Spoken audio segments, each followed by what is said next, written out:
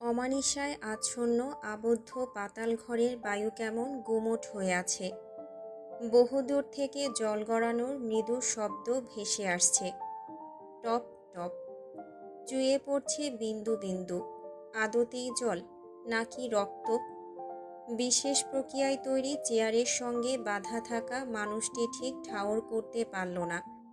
মৃদু গোঙানি নির্গত হচ্ছে তার কণ্ঠনালী বেগ। দৃষ্টিতে ঝাপসা দেখছে, যেন সমস্ত শরীর অজানা এক অশুভ আবেশে আচ্ছন্ন হয়ে পড়েছে। বিপরীত পাশের চেয়ারে হেলান দিয়ে একদৃষ্টে তাকিয়ে আছে নিহাত।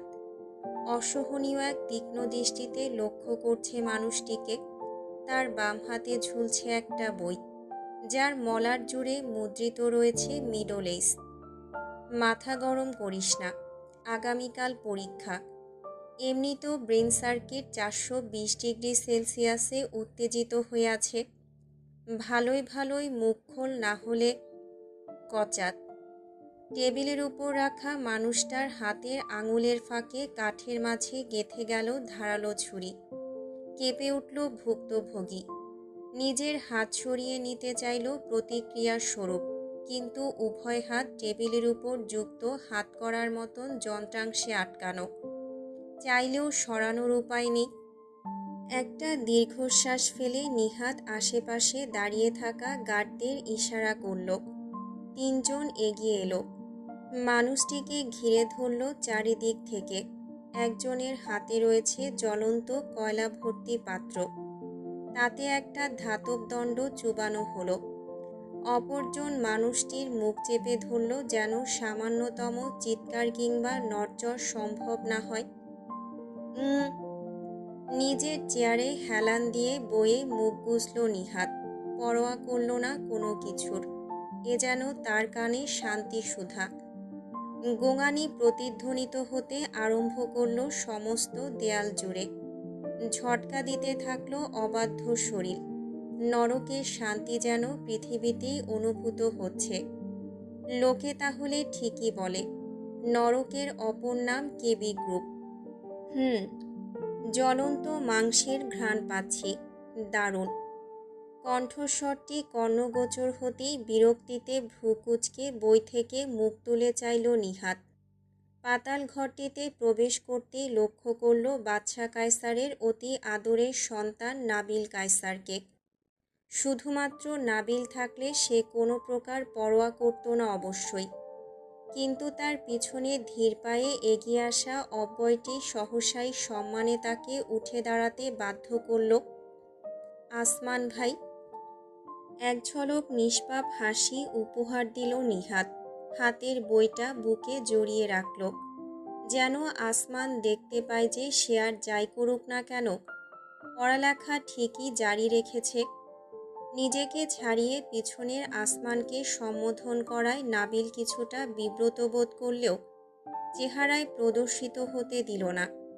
হনহন করে এগোলো চেয়ারে বাঁধা মানুষটির দিকে। মুখ খুলেছে? এখনো না। পোড়া চামড়ার উপর থেকে উত্তপ্ত লোহার দণ্ড সরিয়ে জবাব দিল গার্ড। তাতে তেতে উঠল নাবিল। দণ্ডটি এক প্রকার ছিনিয়ে নিয়ে মানুষটির পেট বরাবর আঘাত করে বসল। তবে মুহূর্তেই তার নিজের হাত থেকে সেটি মেঝেতে পড়ে ধাতব ঝনঝন শব্দ তুলল। মুখ বিকৃত হয়ে এলো। হাত ঝাড়া দিতে থাকল। ও মা, কি গরম! ভ্যাক, ছ্যাঁকা লেগেছে নাবিল ভাই। বহু কষ্টে হাসি দমন করে মুখ টিপে প্রশ্ন ছুড়ল নিহাত। তাতে কটমট করে তার দিকে চেয়ে নিজের স্যাকা লাগা আঙুল চুষতে আরম্ভ করল নাবিল। অপর দিকে এগোলো আসমান। মেঝে থেকে দণ্ডটি তুলে নিল, গ্লাস পরিহিত হাতে রেখে দিল কয়লায়। সে আসতেই বাকি সকলে জায়গা ছেড়ে দিয়ে দূরে সরে দাঁড়ালো। সবার মাঝেই এক প্রকার সম্মানিত দৃষ্টি, যেন ময়দানে পদার্পণ করেছেন স্বয়ং মহারাজ। কোনো প্রকার কথা উচ্চারণ না করে আসমান নিজের পকেটে হাত ভরল। বেরিয়ে এলো একটা কটকটে লাল বর্ণের ইলেকট্রিক তারের লম্বা টুকরো। সেটি দুই হাতে পাকাতে পাকাতে টেবিল ঘুরে এগোলো মানুষটির দিকে। আধখোলা দৃষ্টিতে হাঁপাতে হাঁপাতে তার উদ্দেশ্যে চেয়ে আছে রীতিমতো মুষড়ে পড়া ব্যক্তিটি। কিছুক্ষণ আগেই নিহাদের মুখে আসমান নামটি উচ্চারিত হতেই তার সর্বাঙ্গে শিহরণ খেলে গিয়েছিল। অদেখা অজানা এই অস্তিত্ব তাদের পেশায় নিয়োজিত সকল ব্যক্তির জন্য এক প্রকার কিংবদন্তির নাম, যার রূপকথা প্রচলিত জনে জনে। কল্পনার আদর্শ হিসেবে সে বিচরণ করে প্রত্যেকের অন্তরে, তবুও তার দর্শন লাভ অসম্ভব। চেয়ারের পিছনে দাঁড়িয়ে থামল আসমান। উপস্থিত সকলে উৎসুক দৃষ্টিতে অবলোকন করে চলেছে তার প্রতিটা পদক্ষেপ। মুক্তোর হাড়ের মতন চিকন তারটি ব্যক্তির কণ্ঠে ঝোলালো আসমান। হালকা ঝুঁকে বিড়বিড় করল, মানুষ কখন বাঁচতে চায়? তার কণ্ঠস্বরের তীব্রতায় না চাইতেও সকলে শিউরে উঠল, যেন অদ্ভুত এক অশরীরী প্রভাব ছড়িয়ে পড়েছে চারদিকে। অন্ধকার দ্বিগুণ গাঢ়ত্ব ধারণ করেছে। প্রশ্নটির উত্তর কারো জানা নেই, থাকলেও এমন গভীর মুহূর্তে কেউ কিছু উচ্চারণ করবার দুঃসাহস করত না। একদম স্থির হয়ে থাকা ভুক্তভোগীর দৃষ্টিতে এক নজর দৃষ্টি মেলালো আসমান। উত্তর করল, ঠিক মৃত্যুর পূর্ব মুহূর্তে। তৎক্ষণাৎ আসমানের উভয় হাত তারের উভয় প্রান্তে জড়িয়ে একটা হ্যাচকা টান দিল। তাতে চিকন তারটি ক্ষিপ্ত গতিতে চেপে বসল কণ্ঠ জুড়ে। ভেদ করে গেল সামান্য চামড়ার অংশ, চুইয়ে নামল রক্ত। আক, আহ! হাহাকার ধ্বনিতে প্রকম্পিত হয়ে উঠল সম্পূর্ণ কক্ষ। মরম বেদনা এতটাই সুতীব্র যে কানে হাত পেতে নিজের অন্তরাত্মাকে রক্ষা করতে হলো। একজন গার্ড এগোলো দ্রুতই, উদ্দেশ্য কাপড় গুজে মুখ বন্ধ করে দেওয়ার। কিন্তু আসমানের নিগুড় দৃষ্টিপাত থমকালো মাঝপথেই। নো। অন্তরের ভিত্তি ভেঙে চুরমার করতে আপন আর্তনাদের তুলনায় সক্রিয় আর কোনো ঔষধ নেই। শুনুক নিজের চিৎকার, অনুভব করুক যন্ত্রণার আধিক্য। আহ! কণ্ঠস্বরের আর্তনাদ বেদনাদায়ক উপাখ্যানে পরিপূর্ণ। গা শিরশির করে উঠল স্বয়ং নিহাদেরও। অথচ নির্বিকার হিমালয়, তার নিকট অনুভূতি প্রত্যাশা করা কদর্য। তারের টানে কোটরের ভেতরের চোখ যেন ঠিকরে বেরিয়ে আসতে চাইছে। জিভ বেরিয়ে পড়েছে ইঞ্চি চারেক। গোলাকার দাগ হয়ে গড়িয়ে নামছে ধীর রক্তধারা। সামান্য একটু ঢিল দিল আসমান, জানে এখনই হড়বড় করে বলতে আরম্ভ করবে কথা। বলছি, সব বলছি। কাজ হয়েছে। সরে দাঁড়ালো আসমান।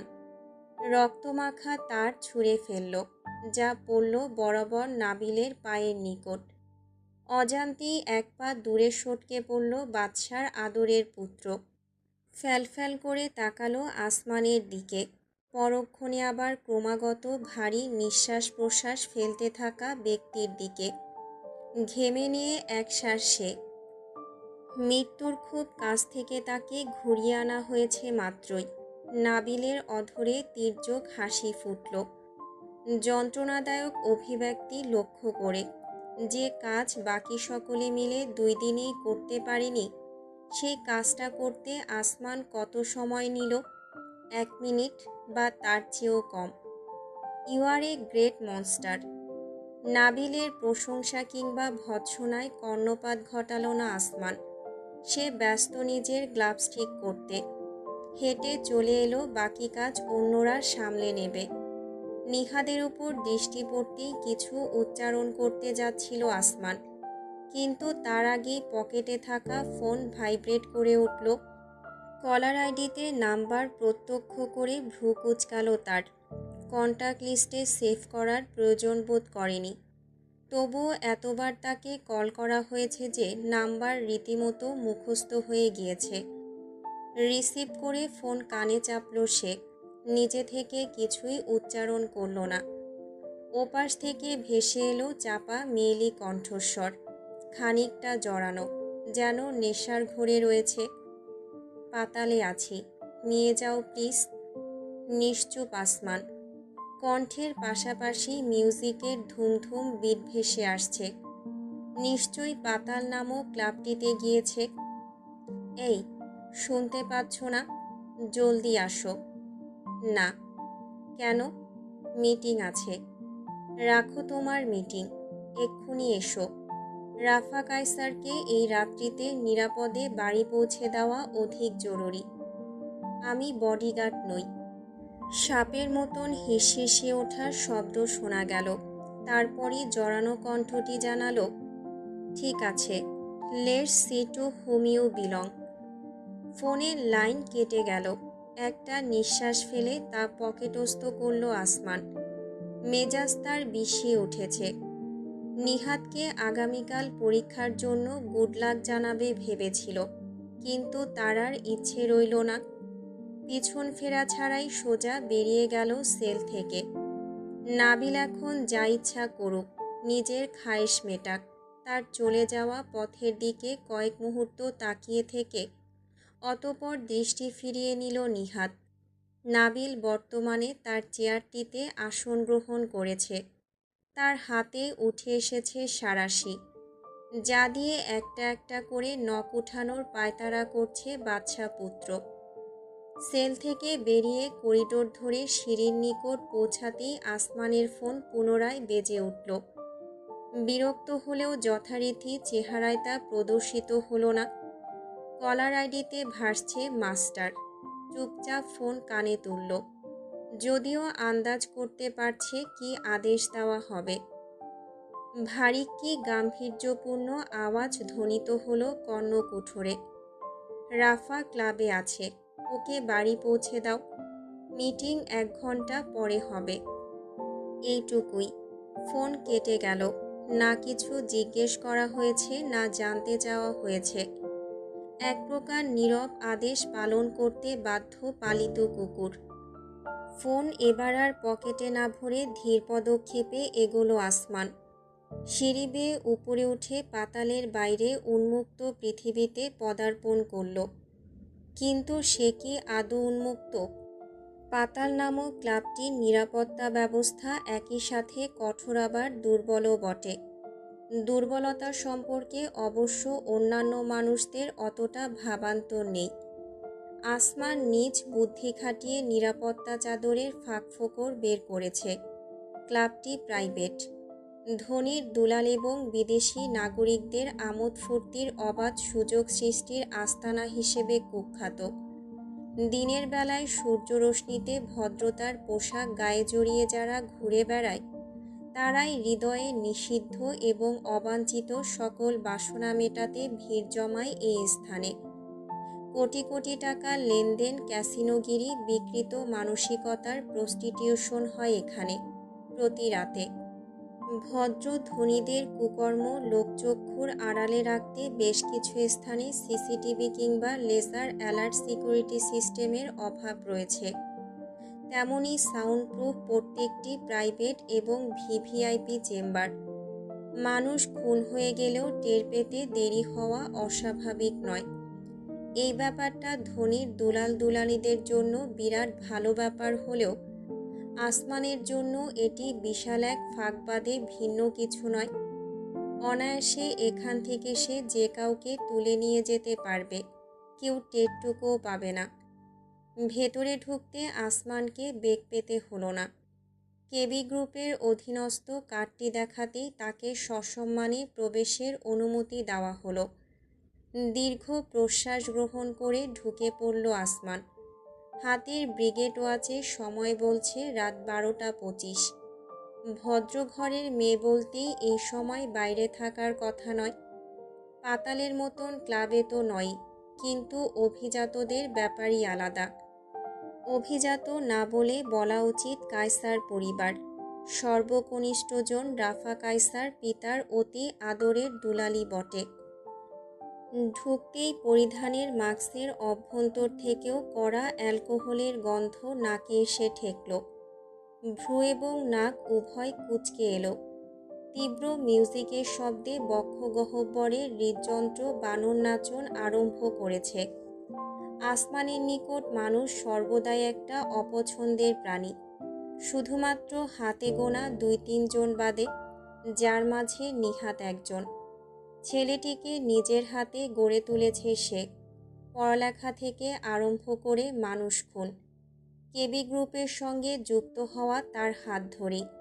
চাইলেই কি সবটা ভিন্ন হতে পারত? হয়তো। নিহাতকে এই কালো জগৎ থেকে দূরে রাখতে পারত সে। তাতে অচিরেই ছেলেটিকে গ্রাস করত জাগতিক চক্রধারা। আসমানের সঙ্গে যুক্ত হওয়ার অর্থ তার জীবনধারায় যুক্ত হওয়া। তাই কোনোদিন এই জীবনে কাউকে যুক্ত করার বাসনা তার জাগেনি। কিন্তু নিহাত বছর ৭ পূর্বে চট্টগ্রামের গলিতে নিজের অধিকার আদায়ে তাকে রংবাজি করতে দেখে আসমানের কি হয়েছিল বলতে পারবে না। শুধু একটা চিন্তা এসেছিল মস্তিষ্কে, রংবাজি যখন করবেই তখন ভালো মতোই করুক, খেয়ে পড়ে বেঁচে থাকুক। আজকাল নিজের সিদ্ধান্ত নিয়ে কিঞ্চিত আফসোস হয় তার। কিন্তু নিহাদের মায়াকাড়া হাসিমুখ চোখে পড়লে অবাধ্য হৃদয় বলে ওঠে, ভালোই আছে ছেলেটা। মানুষ এড়িয়ে ভিআইপি এরিয়ায় প্রাইভেট চেম্বারের সামনে এসে থামল আসমান। ভেতরে কি অপেক্ষা করছে তার জানা রয়েছে, তবুও বুকে জেঁকে বসা চাপা অস্বস্তি দূরীভূত করা সম্ভব হলো না। দরজা চাপানো, হয়তো সার্ভিস কল করেছিল। ঠেলে প্রবেশ করল। অন্ধকারাচ্ছন্ন রুমটির দরজার পথেই দাঁড়িয়ে রইল স্থির হয়ে। সুঘ্রাণ ছড়ানো মোমবাতিকে ছাপিয়ে গিয়েছে সিগারেটের তামাটে ধোঁয়ার বাষ্প।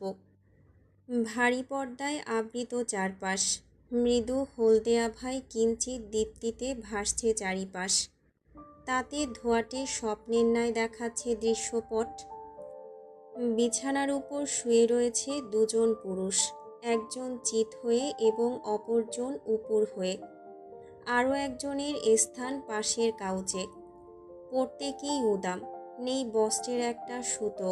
তাতে শরীরের দাগ নজরে পড়ছে। কামড়ের চিহ্ন, মারার চিহ্ন বেঁধে রাখার ফলে সৃষ্ট ক্ষত।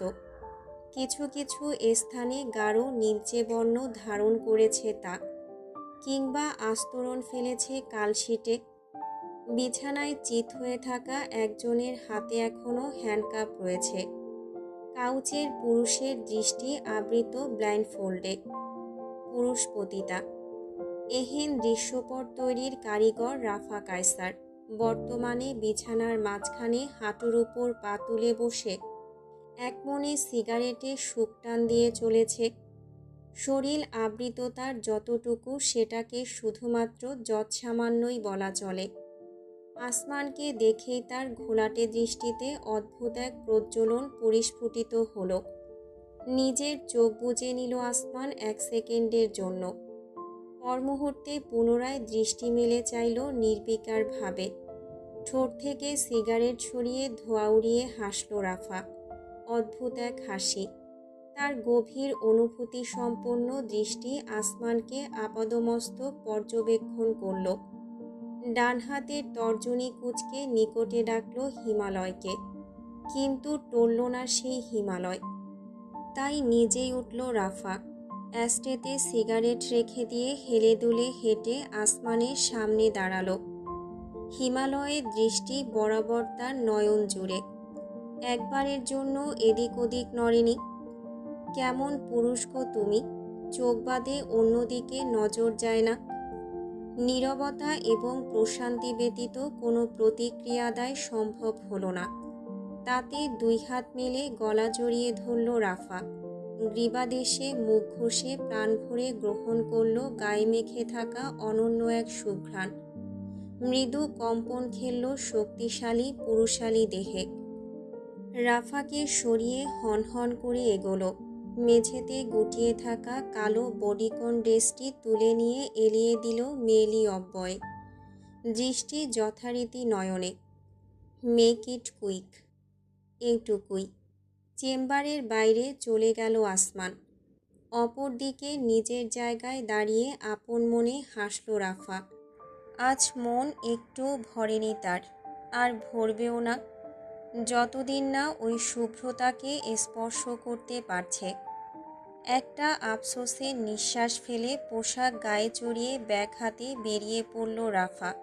পেছন ফিরে দেখল নিজের ধ্বংসযজ্ঞ। রাতের সড়কপথ বেয়ে টেসলা মডেল এক্স রীতিমতো বিপজ্জনক গতিতে ছুটিয়ে চলল আসমান।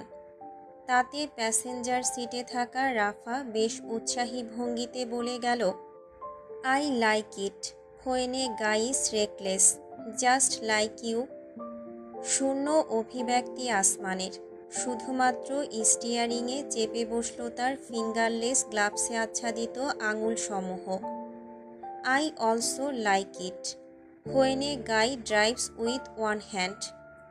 সঙ্গে সঙ্গে গিয়ারে রাখা নিজের বাম হাতটিও স্টিয়ারিংয়ে ছোঁয়ালো আসমান। ভ্রু কুঁচকে এলো তার কিঞ্চিত।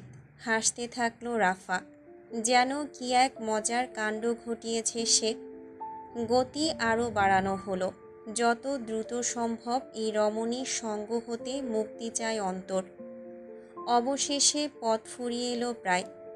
কায়সার এম্পায়ার নামক ছোট্ট শহরটিতে প্রবেশ করল টেসলা এক্স। নিজেদের বাসভবন, অফিস ভবন এবং প্রায় প্রত্যেক সন্তানদের জন্য আলাদা আলাদা আবাসন ব্যবস্থা নিয়ে গড়ে তোলা স্থানটিকে একটা শহর বলাই শ্রেয়। 3টি প্রাসাদতুল্য ভবন, কর্মচারীদের কোয়ার্টার, সংগ্রহশালা, অফিস ভবন, হেলিপ্যাড, মাঝারি আকৃতির লেক এবং বোট। ফিরিস্তি দিয়ে কুলানো যাবে না। আসমান গাড়ি থামালো সবচেয়ে বড় প্রাসাদের সামনে। দরজা খুলে নেমে পড়তেই অবাক হয়ে বের হলো রাফা। তার নিজস্ব আলাদা ভবন রয়েছে কিছুটা সামনে, যার নাম লিলি। কী ব্যাপার, এখানে থামলে যে? লিলির সামনে নামানো দরকার ছিল না। প্রাসাদের সিঁড়ি বেয়ে উঠতে গিয়েও থমকালো আসমান। বলেছিলাম মিটিং আছে। তো পা দুটো নিশ্চয়ই অকেজো নয়। কয়েক ফুট হাঁটলে পৃথিবীতে ভূকম্পন সৃষ্টি হবে না। আমার হিল জুতোয় ব্যথা লাগছে। খুলে হাতে নিয়ে খালি পায়ে এগোন। এইটুকুই। কথোপকথনে সম্পূর্ণ ইচ্ছা হারিয়ে আসমান চুপচাপ উপরে উঠে গেল। মুহূর্তেই অভ্যন্তরে আড়াল হলো তার অব্যয়। নিজের জায়গায় দাঁড়িয়ে শুধু ভ্রুকুটি করল রাফা। ছেলেটি তাকে যত দূরে সরিয়ে দিচ্ছে, ততই এই হৃদয় তাকে কাছে পেতে চাইছে। বিস্তৃত কক্ষ, কিন্তু উপস্থিত মানুষের সংখ্যা মাত্র 3। সমগ্র কেবি সাম্রাজ্যের অধিপতি আধুনিক এবং রাজকীয় ডিজাইনের মিশেলে তৈরি সোফার গদিতে শরীর এলিয়ে তাকিয়ে আছেন ভৃতগণের দিকে। ঘড়ির কাঁটার সময় ঘোষণা করছে রাত 1:15। তবুও নির্ঘুম প্রশান্ত সকলে। বিপরীত প্রান্তের সোফায় বসে আছে আকাশ। অন্যদিকে দেয়ালের সঙ্গে লাগোয়া টেবিলের গায়ে হেলান দিয়ে বুকে 2 হাত ভাঁজ করে রেখে অনুভূতিশূন্য দৃষ্টিপাত আসমানের। বাদশাহ এক নজর তাকালেন তার দিকে। পর মুহূর্তে দৃষ্টি সরিয়ে নিয়ে জানালেন, তোমার জন্য নতুন মিশন রয়েছে। প্রতিক্রিয়াহীন আসমান, কোনো প্রশ্নে আগ্রহী নয়। তার এমন বৈশিষ্ট্য বেশ পছন্দের মালিকের। আকাশ নিঃশব্দে একটা ফাইল এগিয়ে দিল। চুপচাপ অগ্রসর হয়ে ধবধবে সাদা চামড়ায় মোড়ানো ফাইলটি তুলে খুলল আসমান। তার অভিজ্ঞ নজর বয়ে চলল পাতা জুড়ে। বিলাল রেমান, রেমান গ্রুপ অফ ইন্ডাস্ট্রিজের মালিক, ইতালিতে বসবাস করেন। সকল তথ্য দেওয়া আছে। আরও কিছু প্রয়োজন হলে ইনফরমেশন টিম সহযোগিতা করবে। You will fly in Italy next month. যান্ত্রিক কণ্ঠে আকাশের বক্তব্য শুনে কিছুই অনুভূত হলো না আসমানের। তার দৃষ্টি যথারীতি আবদ্ধ ফাইলের পাতায়, যেখানে বিলাল রেমানের একটা ছবি দেওয়া আছে। সত্যি বলতে আরও প্রায় 3 মাস আগেই আসমান উপলব্ধি করতে পেরেছিল যে অদূর ভবিষ্যতে তার উপর এই ব্যক্তিকে টপকে দেওয়ার নির্দেশ জারি হবে। জাতশত্রু রেমান এবং কায়সার পরিবার। বাংলাদেশের রেমান সাম্রাজ্যের পুনঃব্যক্তি কেবি গ্রুপের জন্য হানিকারক। এবার কোনো আগাছা নয়।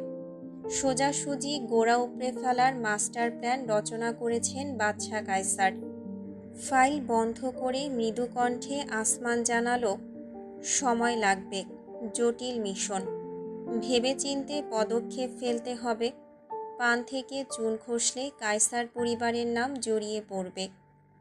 অদ্ভুত এক হাসি ফুটল বাদশার ঠোঁটে, সন্তুষ্ট তিনি।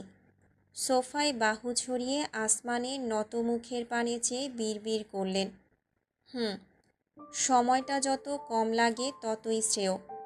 রেমানকে আরেকটা সুযোগ দেওয়ার অর্থ নিজের পতন নিজেই ডেকে আনা। নিঃশব্দ আসমান। বাদশাহ হাত তুলে 2 আঙ্গুলে ইশারা করলেন, go, get to your work, I want result as soon as possible. জি। মাথা হিলিয়ে সম্মতি জানিয়ে আসমান উল্টো ঘুরল। হেঁটে যেতে নিলেই পেছন থেকে আকাশ হঠাৎ বলে উঠল, আগামীকাল গুলশানে যেও, পাবলিক রেস্টরুমের সামনে এক জাপানিজকে পাবে, finish him. The news headline should be, Japanese reporter found dead inside public restroom. ছোট্ট একটা শব্দ উচ্চারণ করেই বেরিয়ে পড়ল আসমান, হাতে মোটা ফাইল। পরদিন গুলশানের বাইরের সড়ক, এখানেই রয়েছে পাবলিক রেস্টরুম। এতটা নিকটবর্তী হওয়ায় গুলশান বলেই চালিয়ে দিয়েছে আকাশ। সঙ্গে আনা ল্যাম্বরগিনির শরীরে হেলান দিয়ে ফোন ঘাটছে আসমান। যদিও সে আজকের এই ছোট্ট মিশনের কারণ জিজ্ঞেস করেনি, তবুও কোনো কিছুই তার অজানা নয়। প্রতিদ্বন্দ্বী এক ব্যবসায়িক প্রতিষ্ঠানের জাপান ভিত্তিক এক চুক্তিকে কেন্দ্র করে বেশ কয়েকদিন ধরে জলঘোলা হয়ে আসছে দেশের ব্যবসায়িক অঙ্গনে। কাইতো কাকিমারু নামক এক জাপানিজ সাংবাদিক বাংলাদেশি প্রতিষ্ঠানটির দুর্নীতি তুলে ধরার প্রক্রিয়ায় অগ্রণী ভূমিকা পালন করছে। এমন এক মুহূর্তে তার জীবননাশ নিশ্চিতভাবে প্রতিষ্ঠানটির উপর হুমকি এবং অবশেষে বিলুপ্তির কারণ হবে। কেবি গ্রুপের প্রতিদ্বন্দ্বী বলতে আর কিছু অবশিষ্ট থাকবে না বললেই চলবে। কাজটি খুব বেশি কঠিন নয়। আসমানকে এমন মিশনে পাঠিয়ে নিজের সবথেকে বড় হাতিয়ার ব্যবহার করার ইচ্ছা ছিল না বাদশা কায়সারের। তথাপি তিনি ঝুঁকি নিতে নারাজ। গুলশানের মতন এলাকার আশেপাশে এমন একটা কাজ সূক্ষ্মভাবে সম্পন্ন করে অক্ষত বেরিয়ে আসা তার অন্য কোনো অ্যাসাসিন নয়, বরং শুধুমাত্র আসমানের পক্ষেই সম্ভব। ফোনের দিকে চেয়ে রইল অভিজ্ঞ আসমানের দৃষ্টি চারিদিকে নজর বুলিয়ে চলেছে। 10 মিনিটের মাঝেই তার টার্গেট উপস্থিত হলো একটা বাইকে। সমস্ত পোশাক জুড়ে তার কাদা লেগে রয়েছে। বৃষ্টি হয়নি গতকাল। গুলশান এলাকায় কাদা পানি সৃষ্টির ঘটনা দুর্লভ। ব্যবস্থাটি আগে থেকেই প্রস্তুত ছিল। পকেটে ফোন ভরে আঙুল মোটকে অগ্রসর হলো আসমান। সময় হয়েছে কাজে লাগার। কাইতো প্রবেশের আগেই ভেতরে আসমান প্রবেশ করল। পাবলিক রেস্টরুম সাধারণত এতটা ঝকঝকে তকতকে হয় না, অন্তত এদেশে তো নয়ই। নেহায়েত অভিজাত এলাকা বলে সমাজ ব্যবস্থা এথায় ভিন্ন। মেন্স সেকশনে গিয়ে সম্পূর্ণ ফাঁকা জায়গায় একটা দরজার ভেতর ঢুকে পড়ল সে। কিছুক্ষণ পরেই টাইলসের দেয়ালে প্রতিধ্বনিত হলো জুতোর শব্দ। অতঃপর বেসিনের ট্যাপ থেকে গড়াতে থাকলো পানি। কাইতো এসেছে। হালকা একটু উকি দিল আসমান। নিজের মাস্ক ঠিকঠাক করে চোখে পড়ল সানগ্লাস। সরাসরি গিয়ে কাইতোর কাঁধে হাত রাখল। Excuse me. পিছন ঘুরতেই কাইতোর মুখ চেপে বসল আসমানের গ্লাভস পরিহিত হাত। আতঙ্কিত দৃষ্টিতে কিছু বুঝে ওঠার আগেই ঘাতকের হাতে উঠে এলো একটা টিজার। বৈদ্যুতিক শক প্রদানকারী যন্ত্রটি তার ঘাড় বরাবর ছুঁয়ে দেওয়ার আগেই অতর্কিত পদধ্বনি আসমানকে কিঞ্চিত হতচকিত করে তুলল। অভিজ্ঞ শ্রবণ ইন্দ্রিয় জানাচ্ছে পদক্ষেপ কোনো মেয়ের, কিন্তু পুরুষদের সেকশনে মেয়ে। চিন্তার সময় নেই। একটানে কাইতো সমেত একটা টয়লেটে ঢুকে পড়ে দরজা আটকে দিল আসমান। রুদ্ধশ্বাস হয়ে অপেক্ষা করতে থাকলো। কাইতো তার বাহুডোরে ছটফট করছে ছাড়া পাবার উদ্দেশ্যে। তাতে যে শব্দ সৃষ্টি হচ্ছে তা কিভাবে ধামাচাপা দেবে। ভাবতে ভাবতে শক্ত সোলের শব্দ প্রতিধ্বনিত হলো দেয়ালে দেয়ালে। এগিয়ে এলো এক নারী মূর্তি। দরজার নিচ থেকে তার কালো 3 ইঞ্চি হিল স্পষ্ট নজরে এলো। ট্যাপ ছাড়ল সে। পানির কলকল ধ্বনিকে ছাপিয়ে গেল কাইতোর মৃদু গোঙানি। অশ্রু ঝরছে বেচারার নয়ন থেকে। সহসাই ফিরে তাকালো তরুণী। এক মুহূর্ত সময়ও ব্যয় করল না আসমান। শক দেয়া সম্ভব নয়, ধস্তাধস্তি হতে পারে, তাই সজোরে আঘাত হানল ঘাড় বরাবর। পুনরায় গোঙানি তুলে তার আলিঙ্গনে নিথর হয়ে পড়ল সাংবাদিক কাইতো। অতপর কয়েক সেকেন্ড প্রগাঢ় নীরবতা। আসমানের মনে হলো যেন নিজের নিঃশ্বাসের শব্দ সে শুনতে পাচ্ছে। কোনো মিশনে এতটা বিচলিত হয়ে পড়েনি সে এর আগে। এই রমণী যদি কিছু আন্দাজ না করে তবেই শ্রেয়। যদি করে থাকে তাহলে তার জীবনে আজরাইলের ভূমিকায় পদার্পণ করা ছাড়া আসমানের আর কিছুই করার থাকবে না। আপনি কি কাঁদছেন? কণ্ঠস্বরটি যেন অমৃত মিশ্রিত। কর্ণগহ্বরে প্রবেশের সঙ্গে সঙ্গে সুধাবর্ষণ করে। প্রশান্তির প্রস্রবণ ছড়িয়ে দেয় অঙ্গ প্রত্যঙ্গ জুড়ে। তবুও নিটোল আসমান। ভালো। মেয়েটি ভাবছে সে একা একা লুকিয়ে কাছে। মৃদু কণ্ঠে ফোপানির মতন আওয়াজ তুলল আসমান। ধীরে ধীরে কাইতোকে ঠেকিয়ে রাখল টয়লেট সিটের উপরে। ওপাশ থেকে নীরবতা। নিশ্চয়ই মেয়েটি চলে যাবে। একজন পুরুষ কাছে এমন স্থানে অবস্থান করে নিজের সময় অপচয় করার অর্থ হয় না। কিন্তু তাকে ভুল প্রমাণিত করে কিছুক্ষণ বাদেই কণ্ঠস্বরটি পুনরায় ধ্বনিত হলো। দরজার নিচে তাকান, টিস্যু দিয়েছি। সত্যি সত্যি একটা টিস্যুর প্যাকেট লক্ষ্য করল আসমান। নিঃশব্দে তা হাতে তুলে নিল। চেয়ে থাকলো ফ্যাল ফ্যাল করে। চোখ মুছুন, কাঁদবেন না। আপনার চোখের পানির মূল্য অনেক। অপচয়ের আগে ভেবে দেখবেন যা ঘটেছে তা আপনার চোখের পানি লাভ করার উপযুক্ত কিনা। মেয়েটি কি বদ্ধ উন্মাদ? পাবলিক রেস্টরুমে দাঁড়িয়ে অজানা এক পুরুষের সঙ্গে খেজুরে আলাপ জুড়েছে। মৃদু হাসির শব্দ ভেসে এলো ওপাশ থেকে, যা মুহূর্তেই আসমানের পর্বত সমান নিটোল অব্যয়ে মায়াবী আচ্ছাদনের জাল বিছিয়ে দিল। কি ভাবছেন আমি পাগল? আপনার সঙ্গে খেজুরে আলাপ জুড়েছি। এতক্ষণ টিস্যু স্পর্শ না করলেও এই কথাগুলো শ্রবণ করেই আসমান একটা টিস্যু তুলে কপালে ছোঁয়ালো। মুছে নিল জমাকৃত 2 ফোঁটা ঘাম। উত্থান পতনের নামই জীবন। আজ যে রাজা কাল সে ফকির, আবার আজ যে গোলাম কাল সে মালিক। আপনি আজ না হয় ফকির হয়েছেন, কিন্তু তাই বলে কাল রাজা হওয়ার আগে যদি কেঁদে কেটে সব একসা করে ফেলেন তাহলে কিছু হলো? রূপকথার গল্পে কোনো দিন শুনিনি কোনো রানী কোনো ছিচকাদুনে রাজাকে বিয়ে করেছে। রাজাদের অধিকাংশই হয় দুঃসাহসী না হয় লড়াকু সৈনিক ছিল। নিজের অজান্তেই কণ্ঠনালী বেয়ে হাসির উদ্গীরণ ঘটল আসমানের। তা সে দমন করল জোরপূর্বক কাশির শব্দ দিয়ে। তাতে ওপাশ থেকে পুনরায় হাসির প্রবাহ ভেসে এলো। আপনি হাসছেন? হুম। হা হা, হাসুন হাসুন, লজ্জা কিসের? হাসতে কোনো ক্ষতি নেই। নিজের অশ্রু যেমন সংবরণ করে রাখতে হয়, তেমনি হাসির ধারা সর্বদা বজায় রাখতে হয়। একজন মহামনীষী বলেছেন। দয়া করে কোন মহামনীষী জিজ্ঞেস করবেন না, না হলে 3 ইডিয়টস মুভির মতন বলবো বাবা রানচোর দাস ছ্যাচার। হাসল আসমান। কোনো প্রকার লুকোচুরির চেষ্টা নেই। ওপাশের মানুষটি অনুধাবন করছে নিশ্চয় যে সে নিজের কথার জাদুতে কাউকে হাসাতে পারছে। বাস্তব জীবনের মতনই যেন রং বদলালো মেয়েটি। মানুষ বড়ই অদ্ভুত প্রাণী। আমরা কখনোই নিজের যন্ত্রণাটুকু কাউকে অনুধাবন করতে দিতে চাই না। জীবনের একটা পর্যায়ে গিয়ে মনে হয় যে আর পারছি না, আর সম্ভব নয়। নিজেকে লুকিয়ে রাখতে রাখতে আমি ক্লান্ত। তখনই আমরা ভেঙে পড়ি, স্থান কাল পাত্র ভেদে।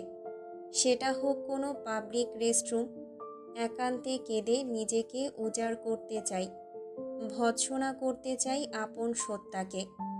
আসমান অনুভব করল মেয়েটি দরজায় হেলান দিয়ে দাঁড়িয়েছে। দূর থেকেও অদ্ভুত এক অনুভূতির উষ্ণতা ছেয়ে গেল তাকে। এক মনে শুনে যাচ্ছে সে অচেনা অজানা কোনো এক রমণীর বক্তব্য, যা তার চরিত্রের সঙ্গে সম্পূর্ণ বেমানান। তবুও ভালো লাগছে তার। মেয়েটির সম্মোহনী কণ্ঠে অদ্ভুত এক জাদু রয়েছে, যা প্রশান্তি ছড়ায় হৃদয়ে। কষ্ট পেয়ে লাভ নেই কোনো, জীবন চলবে নিজের আপন গতিতে। আমি জানি না আপনার সঙ্গে কি হয়েছে, কেনই বা হয়েছে। শুধু এইটুকু বলতে পারি যে যা হয়েছে তা কোনোদিন ভুলবেন না। হতচকিত হয়ে পড়ল আসমান। এই রমণী পুনরায় তাকে ধাঁধায় ফেলে দিয়েছে। হা হা, কি ভেবেছিলেন বলবো সব ভুলে যান? হুম, তা কোনোদিন সম্ভব নয় আমি জানি। মানুষ যদি নিজের যন্ত্রণা ভুলে যেতে পারত, তাহলে এই পৃথিবীতে কোনো মানুষ কখনো দুঃখী থাকতো না। চারিদিকে থাকতো শুধু সুখ এবং শান্তি। মনোযোগ সহকারে শুনতে শুনতে আনমনে দরজায় হেলান দিল আসমান। এক দরজার দুপাশে অবস্থানরত দুটি সত্তা, একে অপরের নিকট অদৃশ্য, অদেখা, অজানা, অচেনা অস্তিত্ব। তবুও পুরো দরজা ভেদ করে নিদারুণ এক প্রশান্তিদায়ক উষ্ণতা ছেয়ে যাচ্ছে শরীরকে।